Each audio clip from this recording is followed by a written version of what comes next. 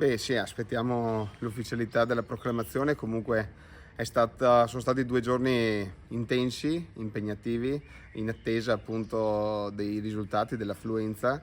Sono davvero molto contento per me, per tutta la mia squadra, ma soprattutto per tutta la comunità sampolese che può continuare ad avere un governo politico del territorio e non un commissariamento. Questo ci permetterà di poter andare avanti nelle progettualità già avviate e soprattutto di essere pronti ad intercettare nuove opportunità per continuare a portare avanti il nostro piccolo paese.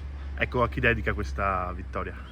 La dedico soprattutto ai sampolesi, soprattutto a tutti coloro che, nonostante appunto la difficoltà della lista unica, hanno capito l'importanza del voto e si sono recati alle urne. Il fatto di aver raggiunto praticamente la stessa percentuale della tornata amministrativa precedente è un grande risultato sia di democrazia e anche di partecipazione, quindi la dedico soprattutto a tutti i sampolesi.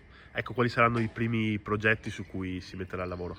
Intanto focus in maniera importante sul cantiere PNRR della scuola elementare, che vogliamo finire in maniera che la scuola possa riaprire a settembre 2025, l'asilo nido che è partito, anche quello dovrebbe essere pronto entro la fine del 2024, quindi i primi focus sono su queste due opere già avviate e molto importanti e strategiche per il nostro territorio.